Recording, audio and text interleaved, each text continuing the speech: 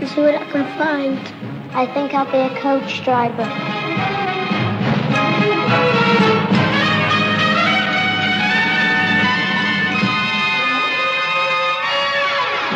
I don't like the big boys hitting us and a prefix sending us out for nothing.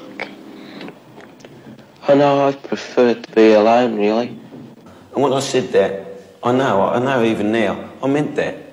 You know, if someone dropped me out in the Sahara Desert, I probably would have been happy, more or less, if you get the point.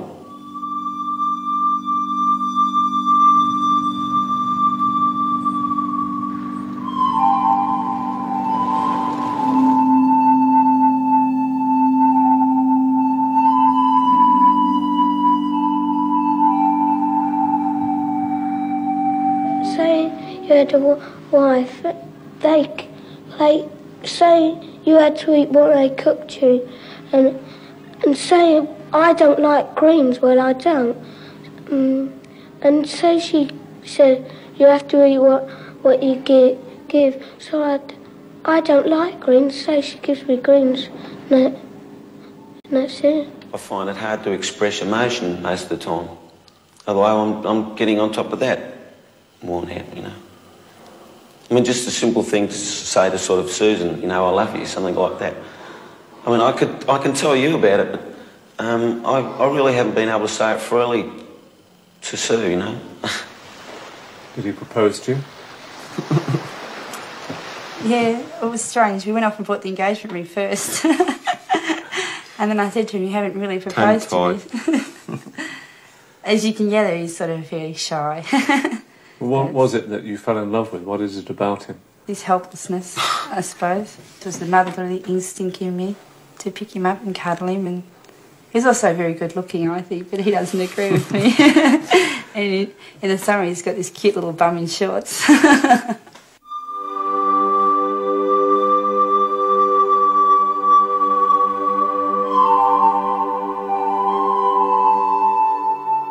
Paul and Susan live in Melbourne, Australia. 4 years ago they sold everything they had, bought an old Bedford van and went on a trip through Western and Central Australia. It took 7 months and they travelled 15,000 miles. I think it brought us closer together because, you know, we really got to know each other and relied on each other so much. I'd never been so relaxed in my life. I felt a lot more confident in myself. Just great fun, really. No pressures or worries, or, you know, everything was forgotten. When we got to Perth, I was ready to fly home. Being together so much, it was hard. But then we settled down, and we must have settled down really well because I got pregnant and everything, so something must have been going right. I think it's now, like, people like to get back to nature and like to feel that they aren't living in the 20th century. That, to me, it's just like an old dream that you wish it could come true, you know, living next to nature and like pioneers type of thing. I love the place, you know. I find it hard to put into words, really, what it is. You've got the country, you've got bush, outback. You can do more or less anything you want, I think, here. Whether you can do that in England, I don't know. I think that this is the part we enjoyed the most because we really went out in the middle of nowhere where we had to carry our own petrol and our own water to do us for the 3 or 4 days that we were out that way. And while we were up in Carnarvon, we went and stayed on a sheep station up there with our friend from Melbourne, Bruce. And it was about 1 million acres, just under 1 million acres, the sheep station. Bruce from Yannery Station, he got a hold of some tails from the roo shooter so we could try kangaroo tail stew. Yeah, it's a bit rough. We had nothing to throw in. Yeah. It gave us our own peace of mind that we could settle down and now have a family, that we had done something. We hadn't just been nobodies and lived in suburbia all our lives. We'd done something that we were proud of, that, you know, we'd accomplished on our own. Do you want this for the children? I'd love it for the children. I was once told when I was at school that travel could be the best education and living in conditions where you have to fend for yourself and you have to use your own initiative is very good, and I would like it. I was going to be a policeman, but I thought how hard it would be to join in. I just haven't made up my mind yet. I was going to be a phys ed teacher, but one of the teachers told me that you had to get up into university. At 21, Paul was working as a junior partner for a firm of bricklayers in Melbourne. I'm not great at bricklaying, right? But if I wasn't good enough and my boss didn't think I was good enough, he would have never have made me a junior partner. I went out on my own as a subcontractor not long after the last show. But then I started with the partner. I organised everything. I bought all the equipment because I didn't want to be dependent on someone else. Things didn't work out between the two of us. He was a bit lazy. Do you have the right temperament, do you think, to run your own business? If you're talking about employing other people, I'm not hard enough. I'm a little bit slow with working out things on the job, not particularly the laying of the bricks, but fairly slow thinker when you've got to work something out. I think that'll end up being my job for life, probably. Not that I want it that way, because it gets harder as you get older, I think. I've got 23 threepenny pieces, and I don't know how many halfpenny pieces I've got now. 3DB 26 past 10 with Doug Ackley, 15 degrees in Melbourne. At the moment, 25... They live in a working-class suburb of Melbourne. Paul earns £12,000 a year, owns 2 cars, and bought his house for £35,000 18 months ago. We're Mr. and Mrs. Average. That's just true. You know, we probably earn an average income. Just an average family. Oh, good fist away by Russo up towards centre wing. Robertson this time behind. Susan works part-time as a hairdresser, and they have 2 children, Katie and Robert. Are you ambitious for your children, Paul? I said something about wanting Robert to be a brain surgeon. That was a joke. I mean, like, if he's a brain surgeon, it would well, but it'd be nice to let them go one step up from us, I think. Put it this way, I hope he's better at schoolwork than I was, so that he's got a choice, you know. Because really, with the education standard I didn't have a choice. What does university mean? Paul started his school life at a children's home near London. When he was 8, he emigrated to Australia with his father. Were you happy at the children's home in England? We didn't mind that, really, because we didn't know what was going on, because we were a bit young then. What regrets do you have about your education, then? I didn't work hard enough. I was just very lazy at school.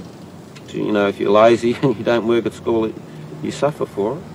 There needs to be a little bit more discipline. If private schools are better, you'd be far better off spending your money sending your kids there than getting a video or new television, swimming pool or something like that, I think. What else do you want for your kids that you didn't have? A happier family life, I think. Well, don't get me wrong, it wasn't miserable. I think it could have been better. I think that'd be one of the most important things. My mother and father they separated originally, I think. They eventually got divorced. I went to the boarding school for 1 year and then we immigrated to Australia. My father got remarried. And how did you get on with your stepmother? Pretty well, but like I said before, I mean, I'm not just not close, I'm not really close to my father either. Is that the biggest job really? Do you have any regrets about the fact that you weren't closer to him when you were younger? Yeah, I suppose that's all wasted time in a way, I suppose. I mean, he was always there, you know, I could always talk to him, but it was different. We were sort of distant friends. I mean, we always got along fairly well. We didn't see much of each other. Say hi to Pop. Say hello to Pop. Here's Grandad. Hey! Here's Grandad. He said, actually, to his wife Barbara that he missed out on his own children. He's not going to miss out on those. Divorce was something new to me until I grew up and knew what the meaning of it all really was. There was no divorces in our family. I think of what Paul's been through. I mean, Paul doesn't say it's very bad, but I wouldn't like that for my children. It does worry me, you know, because it happens so much these days. only time will tell what happens. Divorcing your wife, what does it get you? It messes up your own life, messes up your kids' life, your wife's life. I don't think half the people that get divorced even think about it properly. What mark has it left on you, the fact that you were brought up within a bad marriage? The only thing I can say that I think might have come from that is just my lack of confidence and being able to show my feelings, really, I suppose. He is down on himself. He has this excuse where he says, I'm only a bricklayer, it's got nothing to do with me. I don't know why it is. I get really frustrated with him. I want to wring his neck sometimes when he does it. But he's getting better. So do you feel there's any conflict ahead with Sue wants a job and a career?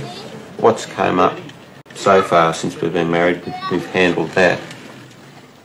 Really, I think Susan probably be the best one to be a businesswoman. I stay at home, you know. I have to push him out the house. Sometimes I think he needs a bit of extra male companionship because being a bricklayer, he only works with one fellow and we don't have a social life with work type of thing. Well, he doesn't because there's only just one person as well as himself. And his basketball, I think he really enjoys it, but he doesn't really let on how much he enjoys it. I suppose you could see me now when I was 7 in a way. Like, I think it was pretty obvious I wasn't going to be a doctor. You seem such a sad little boy. That's me, though. Well, no, I was pretty, long face, sort of thing. I was like that sometimes out here, too. I was always getting knocked about that.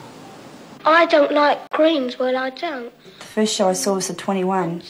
When I saw him at 7, I just wanted to cry. He seemed so pathetic.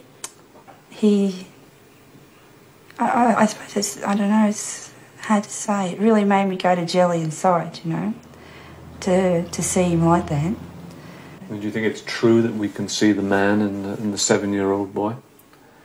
Yeah, yes it is, because in that he was a very gentle and not gentle, caring person. Yeah, he's always cared about other people and always been able to work his way, try to give an explanation for saying something he doesn't really want to do, you know, like what if I didn't like to eat my greens and all that sort of thing. I mean, he's always still does that, the what if, and then well, he doesn't really want to do that, so he's trying to talk himself out of it. Yeah, yeah. Does he eat greens now? He loves them. He loves them. He loves them. What do you remember of England? It seemed to be raining all the time. I wouldn't stake my life on it. But we've got a lot more than what we would have in England from what other people tell us.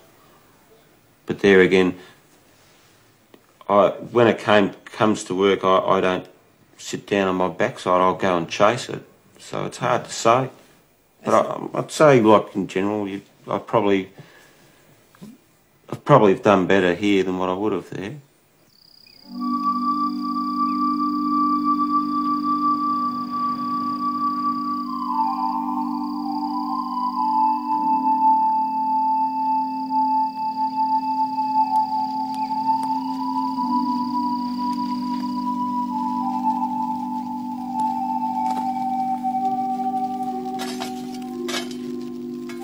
The family's going to come first, but I'm still going to be working, and then we'll progress.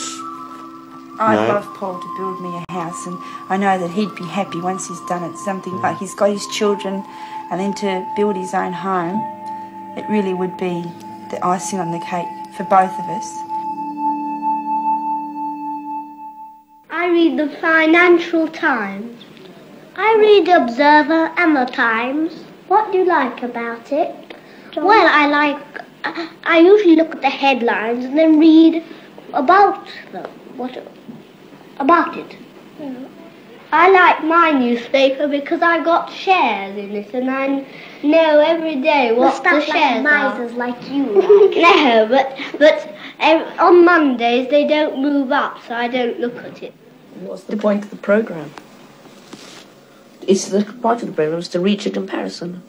I don't think it is. Because we're not necessarily typical examples. I think that's what people seeing the programme might think. Yes. Falsely. I mean, No, they tend to typecast us. So everything we say, they'll think, oh, that's a typical result of the public school system. I mean, do you think there's any truth in the ideas behind the programme, that certain people have more options than others? It's certainly true that more people know they have more options or imagine they have. I think in practical terms, the difference in numerical number of options isn't that great. But the mere knowledge creates an option in itself. Yes. So I think we do have more options. And it is undesirable, but it's very difficult to correct. I don't think it is undesirable at all. I think what's undesirable is people who have had options don't take best advantage of them. When I leave the school, I'm going to College Court. And then I will be going to Westminster boarding school if I pass the exam. And then we think I'm going to Cambridge and Trinity Hall. John went to Westminster School, and at 21 was in his final year reading law at Christ Church, Oxford. I do believe parents have a right to educate their children as they think fit. And I think someone who works on the assembly line in some of these car factories and earning a huge wage could well afford to send their children to private school if they wanted to. Just because some sorts of people perhaps don't put that as high on their priorities as, you know, having a smart car or something. I'm going to Charterhouse. And after that, Trinity Hall, Cambridge. Andrew went to Charterhouse and read law at Trinity College, Cambridge. And you can never be sure of leaving your children in any worldly goods, but at least you can be sure that once you've given them a good education, that's something that no one can take away. When I leave school, I'm going to the Dragon School. I might. And I might go to, after I might go to Charterhouse, Marlborough. And I can't remember all other places, but because Mummy's got so many, but there's some of them. What about university, Charles? I might go to Oxford. Charles went to Marlborough, but didn't make it to Oxford. Instead, he went to Durham University. I'm pleased I didn't, because there's very much sort of from Marlborough, prep school, Marlborough, Oxbridge, conveyor belt, get shoved out at the end. And when you go to Oxbridge, and it's obviously not true in all cases, but I think for the majority, they mix with the same people as they were with at school and so on. When they were 21, we asked them what they thought they would be doing at 28. John. Might be at the bar. Doing what? Perhaps chancery practice. How do you see your life at 28? What do you want for yourself then? I'd quite like to be married by then. John has just announced his engagement. He is a successful barrister in the Chancery Division of the High Court. At 21, these were his thoughts about his career. Law sort of interests me. I think it's sort of good life. It's hard work, but you sort of, when you get to a certain eminence, you know, you take the work you want, and you take the holidays you want, and you don't really dance to anyone's tune, all of which quite suits me. And what about Charles? Hard to say. Probably scribbling away in some basement for some London newspaper or something. Charles did scribble away for an East London newspaper. He moved on after a year and joined the BBC, where he now works as an assistant producer. And Andrew, what did he want? I'd like to be a solicitor, and also fairly successful. Andrew is a solicitor, working for a large firm in the city. What qualities do you think it needs to be successful? Well, you have to have a legal ability in my business, obviously, and you have to have a sort of bedside manner as far as your clients are concerned.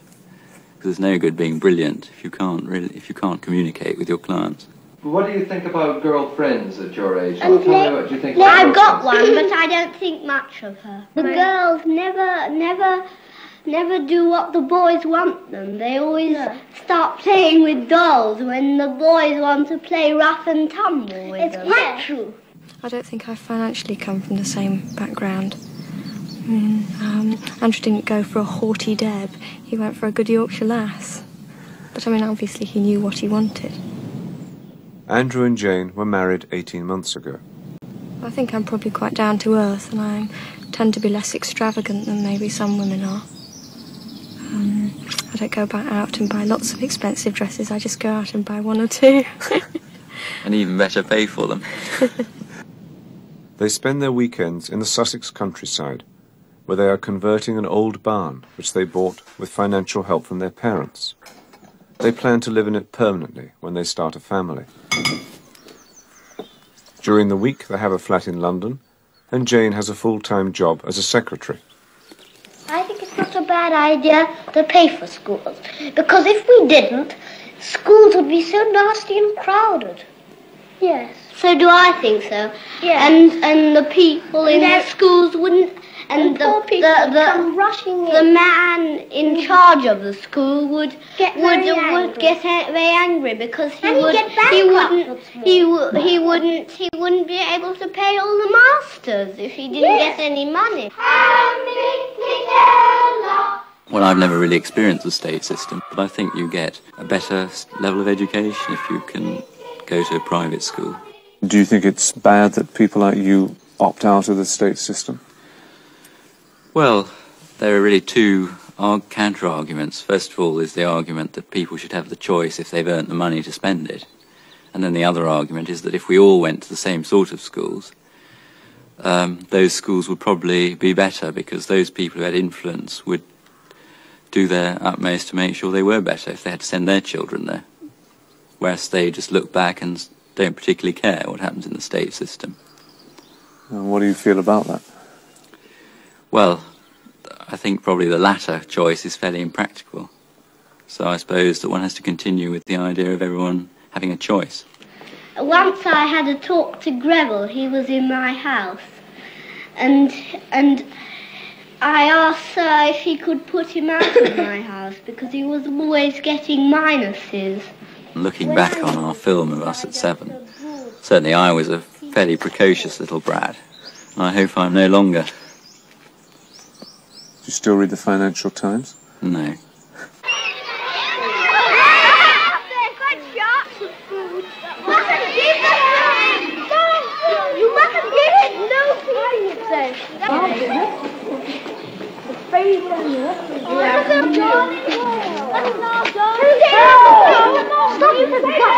I don't think much of the accents. Neither do I. Neither do I. But they don't prevent me liking them.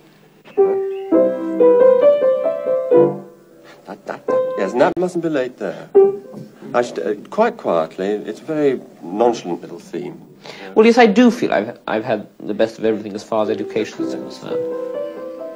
But, I mean, you know, to get here, I had to work very hard.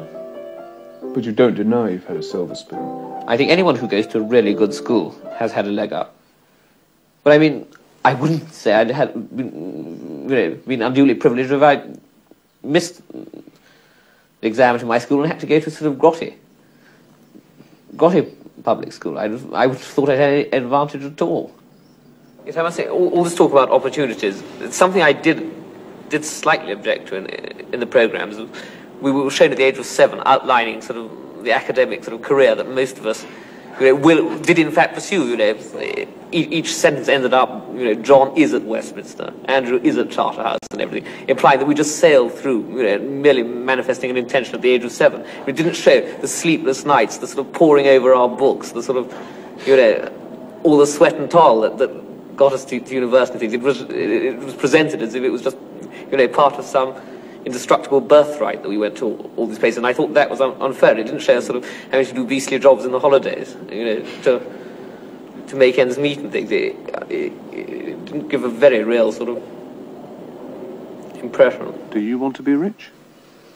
Well, yes, because I don't want to be tied down to the dullness of an everyday job. I want to be able to have enough money so I can indulge in, you know, things that might interest me, like collecting paintings. And I do believe in a sort of ordered and structured society, and I think, you know, we're not exactly alive for very long, and we've each got our own job to do and our own little position to be in.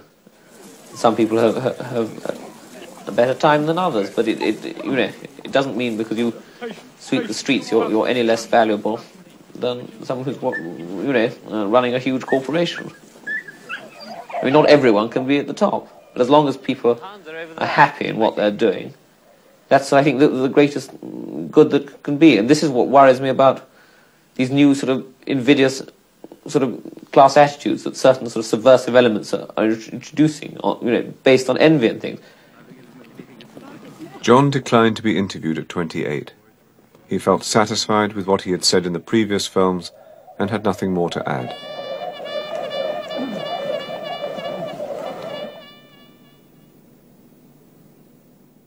Rich children always make fun of poor children, I think. Yes, they say, oh, look at that lovely little sissy over there. Yes, and they throw things at them. I don't particularly want to be rich, but I'd like to have enough money.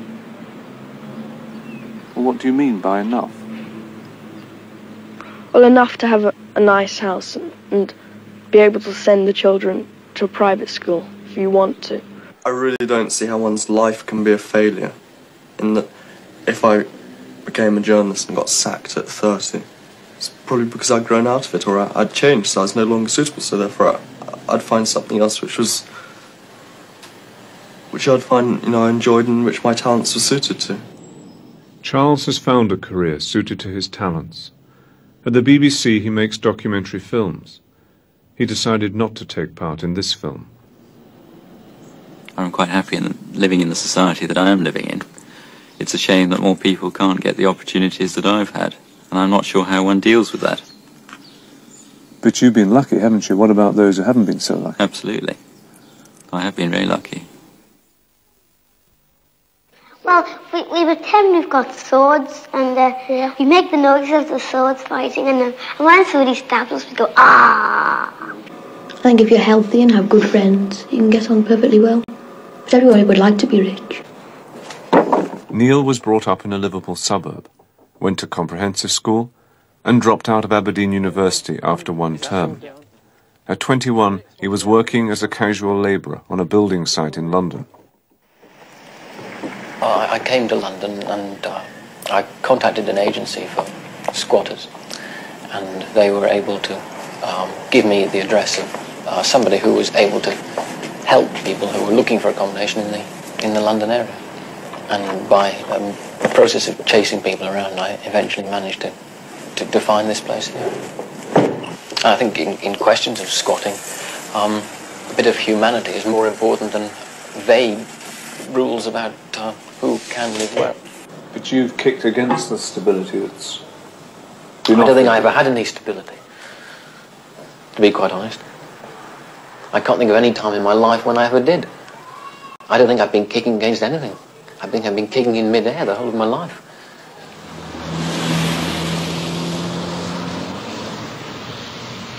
Last 3 years I have, in fact, been unemployed, but travelling quite a bit, mostly in Britain, been abroad once or twice, but not as extensively as I used to do. Thanks. Shall I put the luggage in here, or do you want it in the back? I live off money from Social Security, which does me for my rent and my food.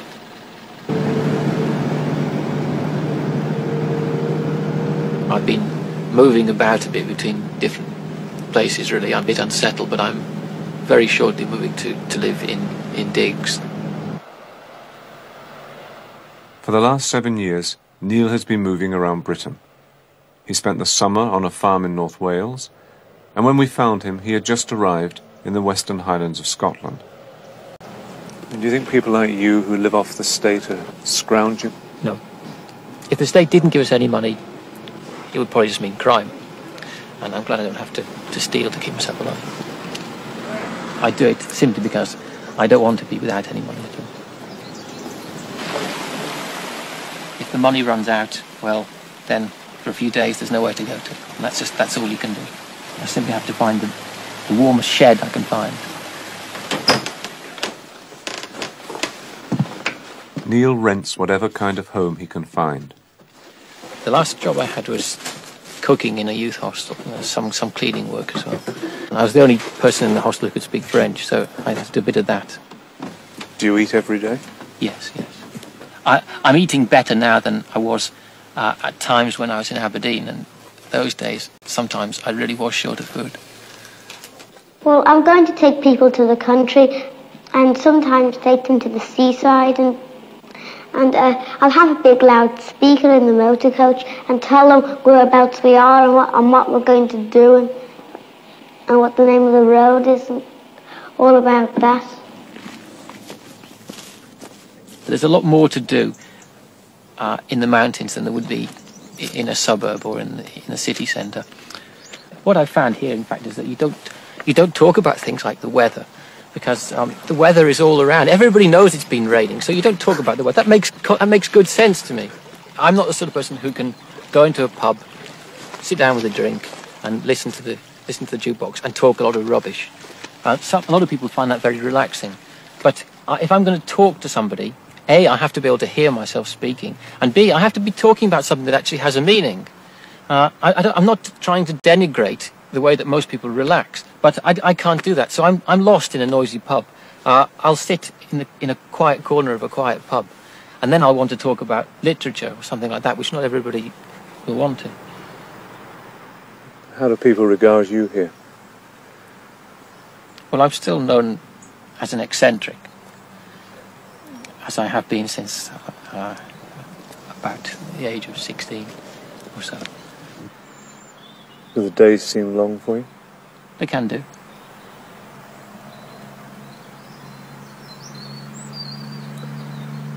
Do you have any friends anywhere? I have some good friends still in England. I don't think I need to go to university because I'm not going to be a teacher. I moved up to a comprehensive school. I found it much bigger, of course, and I found it hard to settle into at first. I did make an application to Oxford, but I didn't get in, and well, I think that's in the past now, and I don't know whether I would have been any happier at Oxford. It always had been a dream to get into Oxford, I think, because people had encouraged me and because I knew famous people having been to Oxford. That is still something that occasionally I think about and think, yes, I know I could have done well. I've been playing since I started at the comprehensive school since the first year. I don't think I was half as clever as I was told I was. I think, unfortunately, I grew up against a background of people of pretty average intelligence. I don't think I went to a school that was full of bright people. If this had been the case, I don't think I would have been so big-headed. I know I went to university expecting to be something of a genius and found that this wasn't the case at all. Which is a good thing for me. I mean, it's very good that I didn't come to that opinion. I don't think I was so much clever. I just think I was quite enthusiastic, particularly when it came to A-levels. I was enthusiastic about the subjects I was studying, and therefore, with the help of good teaching, I was able to get good results. What were your results? Well, I did well enough. I'm not going to boast. No, but tell me the fact. Well, how many O-levels and how many A-levels did you get? Well, I got 10 O-levels, and then I got 4 A-levels. And did you get good grades within them? Yes, the grades were quite satisfactory. Well, I was only taking university seriously for a matter of a couple of months, 2 or 3 months. Maybe I went to the wrong university, or maybe university life didn't suit me. Either way, I felt a very great need to get out of the system. No formal education can prepare anybody for life. Just only life can prepare you for what comes. And sooner or later, you're going to have to cross certain barriers. And I don't think you ever cross those at school or at university. You come across the problem of mixing with other people, but the real problem, the real problem of becoming a success in the world is one you have to tackle yourself. On the grass, we play international wrestling. Yeah, that's all right. Summertime though. Yes, only when we can go on the grass. Being in set 1, it's very, very hard to keep up with the leaders. I never have a time to relax at all. I don't know what sort of stumbling blocks should be put in a child's way to get him used to living in the outside world. because I think maybe this is something that was wrong in my upbringing. I didn't have enough obstacles to get over. I still set myself high standards if I'm doing something I want to do. But that's important. That's not too bad a thing. But you talked also about not having enough obstacles in your life. How do you feel about that now? It's funny that, isn't it? I can't remember saying that, but now I do remember, and it seems that the whole situation is reversed. In what way? Well, now I'm a free. I've got a free hand, but I've got nothing to do with myself. So. In the winter, if you lived in the country, well, it was just all wet and there wouldn't be anything for miles around.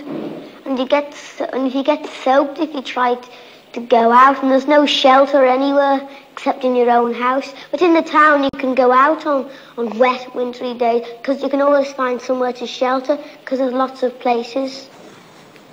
I don't think I've been typical of the environment in which I lived. I might still have been unemployed, but what my background has given me is a sense of just being part of a very impersonal society. The suburbs force this kind of feeling upon somebody. The most you can hope to achieve is to have the right to climb into a suburban train 5 or 10 times a week and just about stagger back for the weekend. The least is just unemployment. Great, thanks. I just needed just a nice woolly pair. Yeah. Great. What other things about modern society turn you off? The cheap satisfaction in so many things, the aimlessness, but I think the total lack of thought is at the bottom of it. Nobody seems to know where they or anybody else is going, and nobody seems to worry. You know, you finish the week, you come home, you plug into the TV set for the weekend, and then you manage to get back to work on Monday. And it seems to me that this is just a slow path to total brainwashing. And if you have a brainwashed society, then you're heading towards doom. There's no question about that. It would be pretty tough to convince most people that what you have here, the way you live, the way you look, is better than a suburban life. Well, I don't want to convince anybody. I know it is. See, what I look like isn't necessarily what I feel like. I'm not claiming that I feel as though I'm in some sort of nirvana, but I'm claiming that if I was living in a bedsit in suburbia, I'd be so miserable, I'd feel like cutting my throat. And so there is a slight difference. When I go home, I come in and Mummy gives me a cup of tea, and then I go out and play. And when it starts to get dark, I come in again and put on TV. I don't think I was really taught any sort of policy of living at all by my parents. This is probably their biggest mistake. That I was just left to fend for myself in a world which they seemed completely oblivious of. And I found that even when I tried to discuss problems which were facing me in school, my parents didn't seem to be aware of the nature of the problem. We made up quite well after the bad times we went through when I was in my early 20s.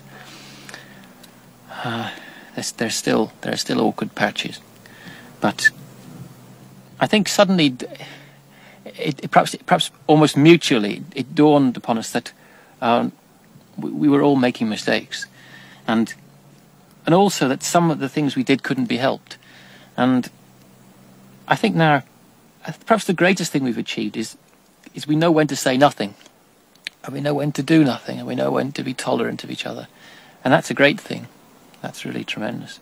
What I'd like most of all would be to be able to do something for my parents when they're older, to be there when the time is necessary. Were they upset with what you said about them in the last programme? I'm sure they were. But I don't wish I hadn't said it, because I said exactly what was going through my mind. I think I was very venomous, and I think had I been in an easier situation myself, and had I had less worries myself at the time, I would have been perhaps a little kinder. I had to take out my anger on somebody, and I think it came out of my parents. But perhaps unconsciously, a lot of what I said was what I did feel underneath. But I don't want the scar to remain. When I get married, I don't want to have any children because they are always doing naughty things and making the whole house untidy. I always told myself that I would never have children. Why? Because children inherit something from their parents, and even if my wife were the most high-spirited and ordinary and normal of people, the child would still stand a very fair chance of being not totally full of happiness because of what he or she will have inherited from me. Coloured people really don't like them very much. No, it sounds like ghostly coloured people. Can you think of a purple person with red eyes and yellow feet? And you can't really think of what they really look like. What goes through your mind when you look at saw those two films when you were 7, bright and perky and... I find it hard to believe that I was ever like that, but there's the evidence. I wonder why I was like that. I wonder what it was inside me that made me like that. And I can see even at 14 that I was beginning to get more subdued and I was putting a lot more thought into what I was saying, to a ridiculous degree. And probably when I was 7, I don't know, I lived in a wonderful world where everything was sensation and I could be happy like this, I could be miserable the next minute. I know at 7 years old I was fascinated by everything around me. The colours of things and things that were funny, sounds that things made. I had, if you like, idiosyncratic views about things that other people hadn't even thought about. I remember I thought that coloured people had purple noses and green legs or something like that. Perhaps I'm still looking for it's difficult to explain. Perhaps I'm still looking for the green nose and this sort of thing. And I know that they're still there. I know that when you look at a human being, that there's more to that person than just a robot. When I grow up, I want to be an astronaut. But if I can't be an astronaut, I think I'll be a coach driver. This is probably linked up with the fact now that I want to travel. I mean, my thoughts haven't really changed differently, so I definitely would like to be a coach driver now. I suppose yes, well, I would like to be somebody in a position of importance, and I've always thought this. But I don't think I'm the right sort of person to carry the responsibility for whatever it is. I always thought, well, I'd love to be, possibly even love to be in politics or something like this. But I suppose that I'd probably find that just as tedious as all the other jobs I've done. So. All the things I always thought I could do. I could give lectures on erudite subjects that I'd read all about, or I could work in the theatre, perhaps lighting or directing a show.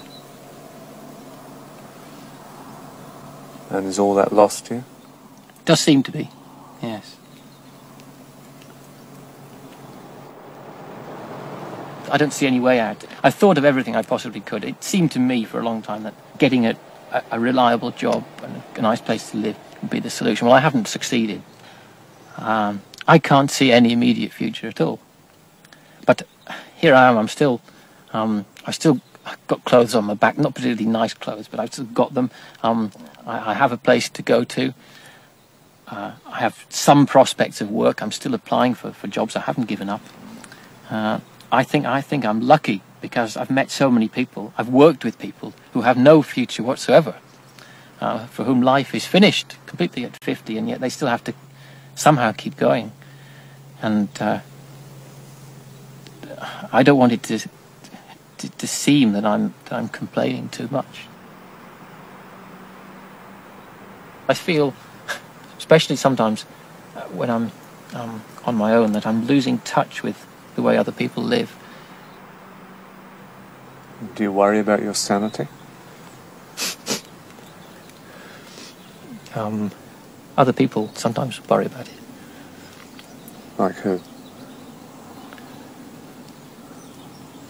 As I said, I sometimes can be found behaving in an erratic fashion.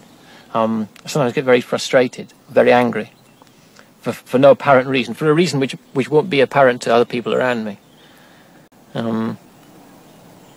It's happened from time to time. Have you had treatment? I've occasionally had to see doctors, yes. I haven't had any treatment. And what have they said to you? I've had a lot of advice, but you know, the best medicine is kind words, and it usually comes from somebody who has nothing to do with the medical profession. Which isn't to say that doctors can't be very helpful. But really, the thing a sick person wants is to be away from doctors as soon as possible. What did they say was wrong with you? Well, I have always had a nervous complaint. I had it since I was 16. It was responsible for my leaving university and for some of my difficulties with work. But as you know, you can't afford to go around looking depressed. That in itself is bad enough. So can you lick it? It remains to be seen. Yes, I'd say I believed in God. Are you religious? Well, I go to church with my parents on Sundays. I don't know, even now, whether I do believe in God or not. I've thought an awful lot about it, actually, and I still don't know.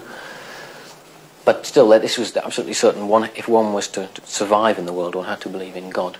I don't think of God as a creature, but I think of something, time, destiny, which is regulating everybody's affairs, and which you cannot fight against and you cannot order about. And how's he been treating you? Well, I said to somebody last week that I preferred the Old Testament to the New Testament, because in the Old Testament, God is very unpredictable. And that's, I think, how I've seen him in my life. Sometimes very benevolent, sometimes seemingly needlessly unkind. If we come back in 7 years, how would you like us to find you? In a job from which I was getting satisfaction, married, probably with children, with a good salary, enough to as I said before, to be able to live fairly comfortably, and with friends whom I could contact when I wanted to.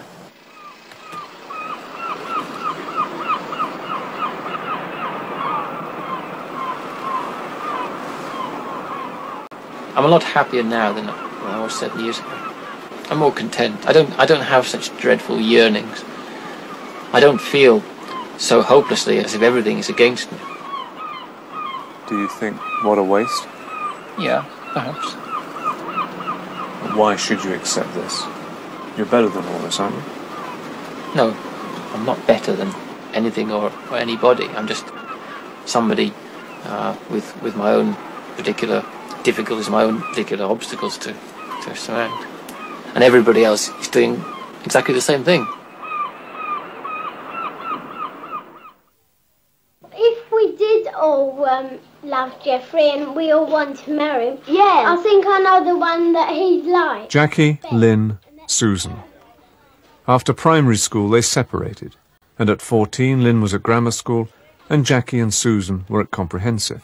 We had a teacher at school that his favourite ploy was, all you girls want to do is walk out, get married, have babies and push a pram down the street with a fag hanging outside your mouth.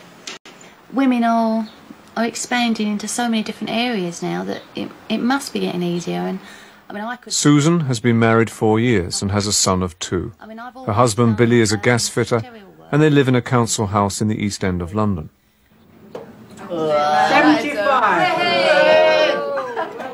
I'm lucky, I expect, because I still manage to do my own thing. I've got a husband who lets me do what I want, and a mum who helps me out. You know, and I do a little part-time job, which is enough for me, because I don't think I could cope with a full-time job, and I wouldn't want to, personally. 60. Jackie was married at 19, and her husband is a decorator. She works for an insurance company in the city. I certainly don't want to stay in the position I am at the moment forever and ever. But how ambitious, I'm not really sure. It tends to change as you get older, so just got to wait and see, really. Lynn also married at 19. Her husband works for the post office, and they have 2 daughters. They moved out of the East End to Kent 18 months ago. I'm going to work in Woolworths. At 21, Lynn was working in a mobile library in Tower Hamlets. She's still there. I stamped yours? Yes. I've not stamped yours. Sleeping Beauty.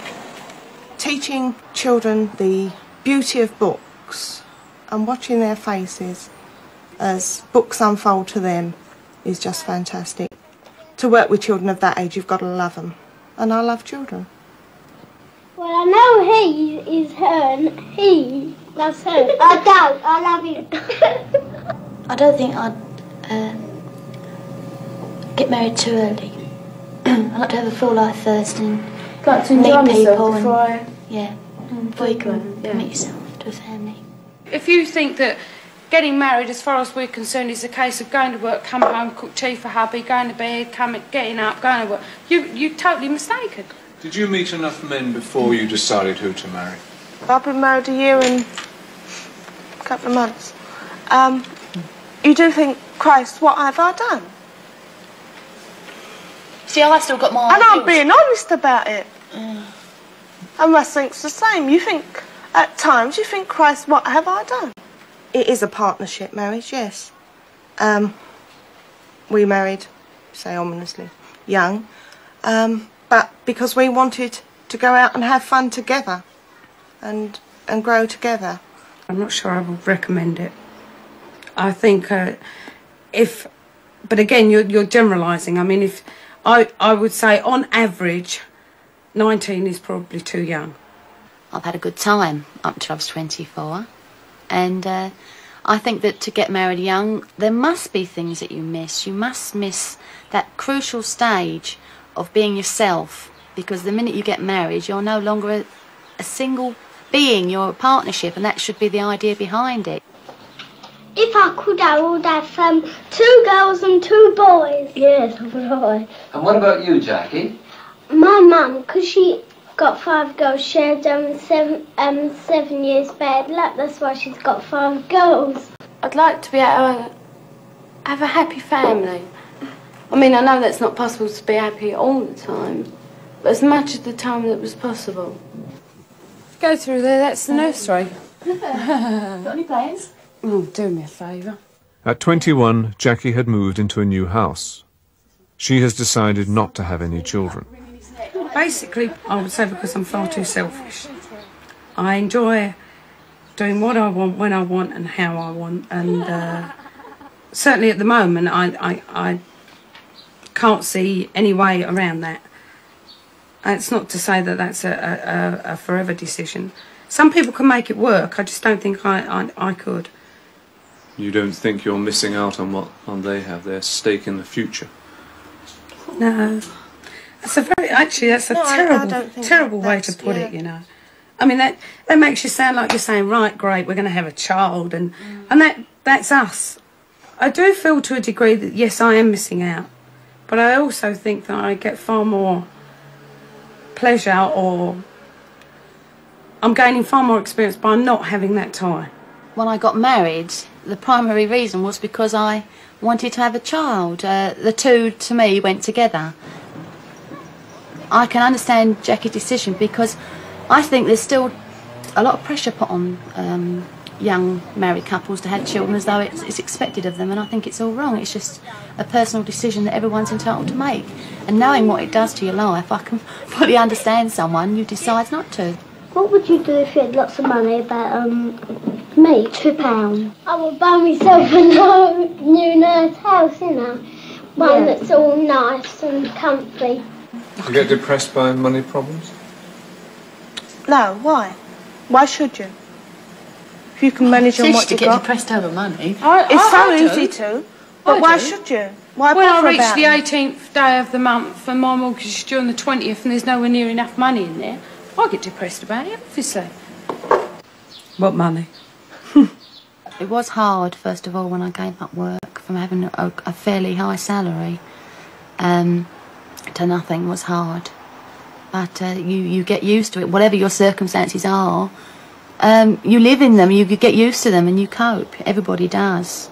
I didn't feel like going to a grammar school. I just, you know, comprehensive school, it just seemed more friendly, you know, at the time that is, but now, you know, really different.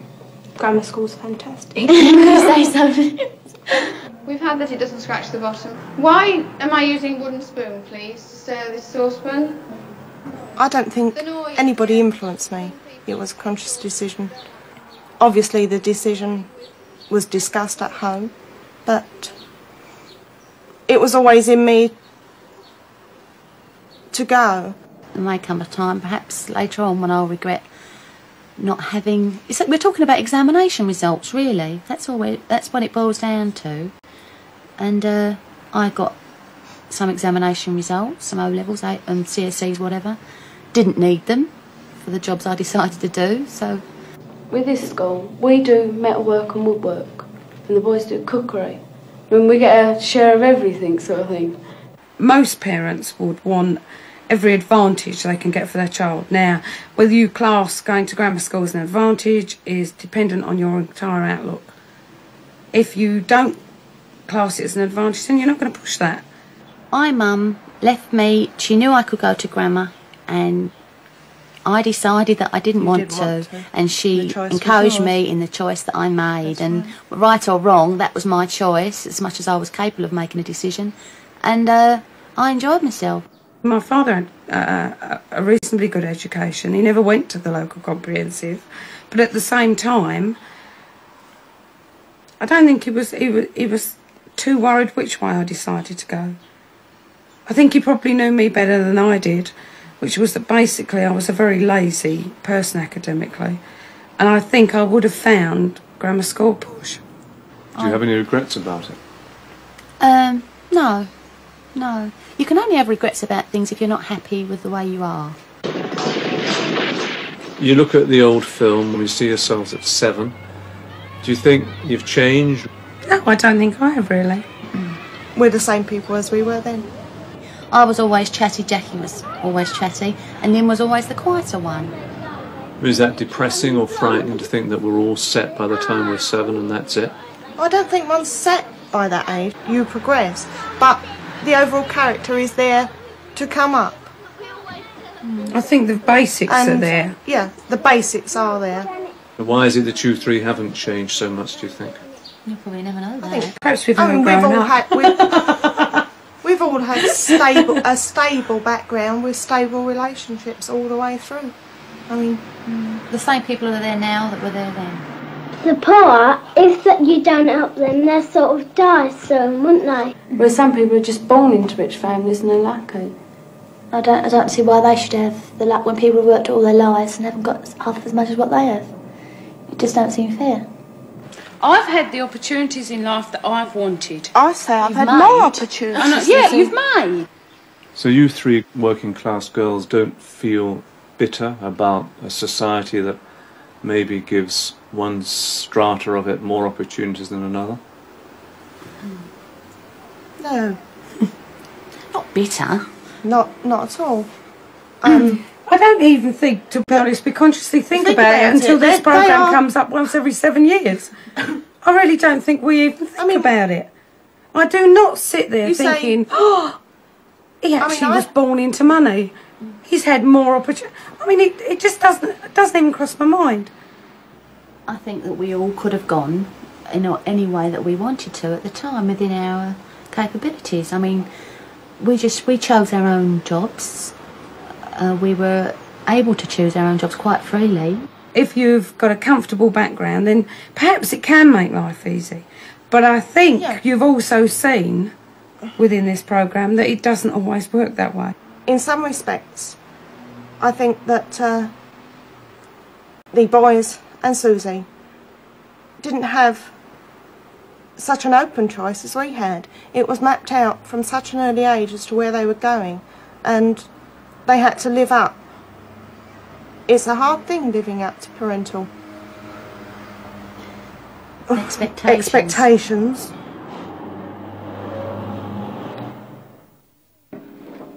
Before I'm old enough to get a job, I just walk around and see what I can find. I was going to be a film star, but now I'm going to be an electrical engineer. Just more to reality, really. I often say I'm saving to settle down with Yvonne. And then I think to myself, I might buy a car instead. Since 21, I've got married, had a couple of kids. And, well, I don't think there's anybody else I could have ever married except Yvonne. She gives me my life, really, because we're together, we have the children and everything. And what is it with Yvonne that you fell in love with? Her nature, really. She's always quiet and thoughtful, except when she's laughing. Tommy, do you have any girlfriends? Well, not many. What do you think about girls? Well, not much. When you decided to have the 5, did you want to have them close together? Yeah, because if you separate each kids, you say one is 15 and one is 6, I mean, there's such an age gap that they could never get on. They never grow up together, they won't know each other. Why did you want to have a large family? Well, I wouldn't really call it a large family. Well, I think it is large by average standards. Yeah. We just wanted 5 kids, you know, we got exactly what we want, 3 boys and 2 girls. So, I mean... You gonna have any more? No, it's exactly that. It's a handful, you know. Do you push your kids at school? Those that go to school already? No, I don't push them. I encourage them on what they come home, when they come home, and I come home in the evening, they tell me what they've done. You know, if they've done anything bad, I tell them where they've gone wrong. And if they want, what's the word? Not encouragement, praise for what they've done, then I'll give it to them if they've done well, yeah. Do you see maybe your kids are going to be smarter than you are? Yeah, there's a couple of them already look like they're going to be smarter. How are you going to handle that? Keep them on my side. They say, where's your father then? You know, when your mum's out at work, instead of your father. And I just tell them I ain't got one.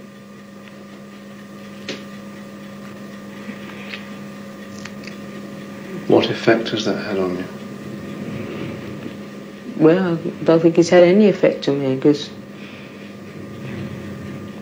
what you don't have, you don't miss. And 20 years ago, when I was born, you know, an illegitimate child, you know, that's something that's only whispered about. People, you know, feel strongly about it in those days, but nowadays it's not a serious matter. The serious point is whether you stay with somebody or you leave them. What would you like to give your children that you never had? They've got everything then. They've even got what I never had. So, which is what? A father, isn't it? So, I mean, they've had everything. I feel like bundling when there's already a fight. I always feel like that. Simon was brought up in a children's home. He went back to live with his mother when he was 13. I was at a boarding school and I liked the discipline. That gave me a kind of freedom. And do you encourage that with your children? Yeah, I do encourage that. They go to bed the same time every night and they get up round about the same time every morning. And they go to school the same time every day. You know, it's good to have discipline and routine. But what about in your life? Do you think there's been too much routine? No, not really. I mean, somebody else might think so, yeah, but I enjoyed having a routine. I enjoyed knowing where I was going to be next and what I had to do next, because that sort of relieved me from responsibilities. At 21, he was working in the freezer room of Wall's Sausages in London. How do you see the future as far as work goes? Well, I know I can't stay at Wall's forever. I mean, it's just not me. I couldn't stay there for that long. My mind would go dead. How long have I been there? About 8 or 9 years or something like that. There's a lot of people I know there now. When I first went there, I mean, it's getting to know people. Now that I've been there so long, I mean, I know practically everybody who's in there. Now, I don't think your mind could go dead because I've got a lot to talk about every day I go to work, you know. There's always somebody says something smart, you know. I just wonder, be just like anybody else, you know. Nothing too marvellous. I feel okay just getting on with life, just sort of keeping up. But I know if I really wanted to, I could get on. Yeah, I only take a little spark in me to do it. I'm quite happy to stay there. Doesn't look like it's going to close down, so I mean, better the devil you know, innit? And you never feel you should be doing better jobs than these? Aren't you worth more than this? No, I haven't really. I suppose I just like hard work, I don't know. But it's never really sort of worried me. I suppose it should, but it just hasn't. Not really interested in moving up the scale. Why? I don't need the hassle of being a charger, manager or whatever. I had one dream when all the world was on top of me and everything was on it, and I just about got out and everything flew up in the air. It all landed on my head. See, I mean, everybody's got the same start. They've got a little bit of grey matter in their head, and it depends how they use it and for what purpose. Yeah, if you're just gonna be like me, take it easy through life, okay, yeah.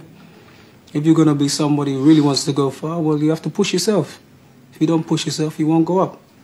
And do you want to go far, push yourself? No, I want to get through life nice and easy.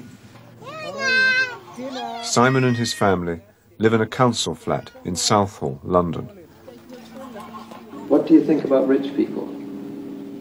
Well, not much. Tell me about it. Well, they think they can do everything without you doing it as well. Rich people, they have all different things, have everything they want, whereas poor people, they don't have nothing, and they know they haven't got nothing, and so they know they're missing something. What are you missing? Well, I'm missing a bike and a fishing rod. And are you envious of people who have a lot of money? No, I may have been, but I can't envy them now because I've got what I want, so it's nothing that anybody can give me that's going to make me any happier. I could save for months and then just one day just go out and spend it, and that's it. I would feel quite happy about it. I wouldn't worry about getting the next penny. If you don't plan anything, you'll never get by anyway. You could have millions and you won't know what you're going to do with it. If you just keep spending it, you have to know what you're spending.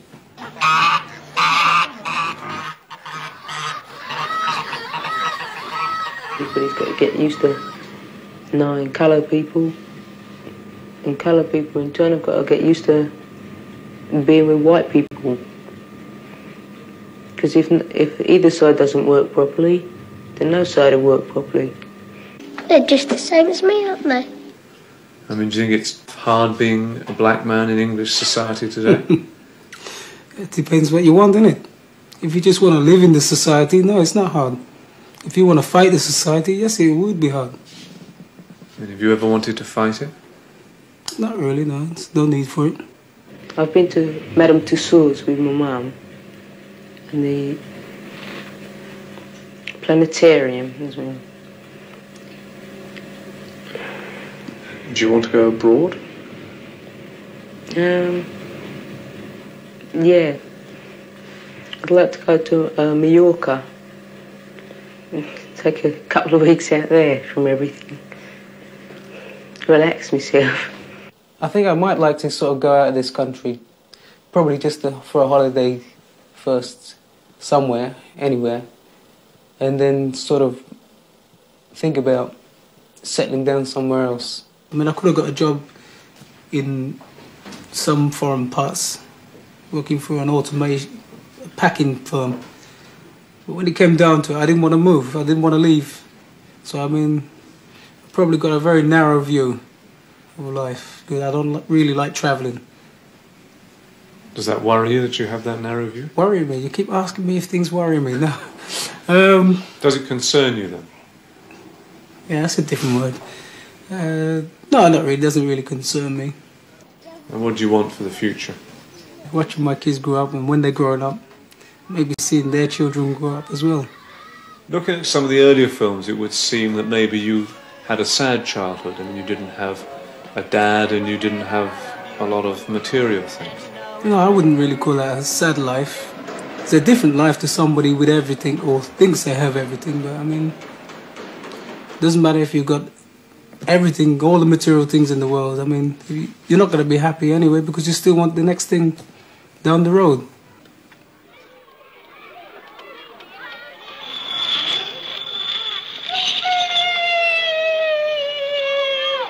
At the end of their very special day in London, after their trip to the zoo and the party, we took our children to an adventure playground, where they could do just what they liked.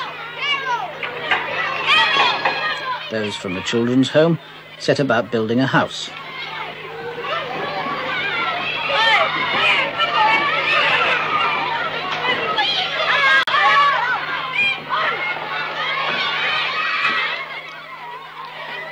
There's Nicholas.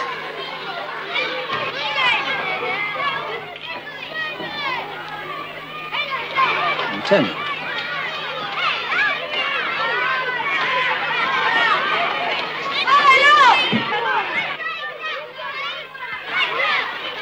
Andrew.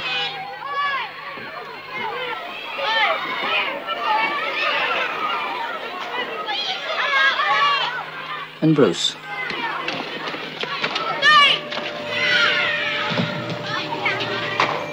John.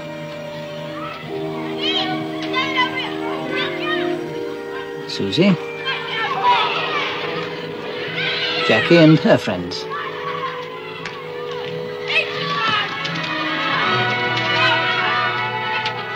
Give me a child until he is 7, and I will give you the man.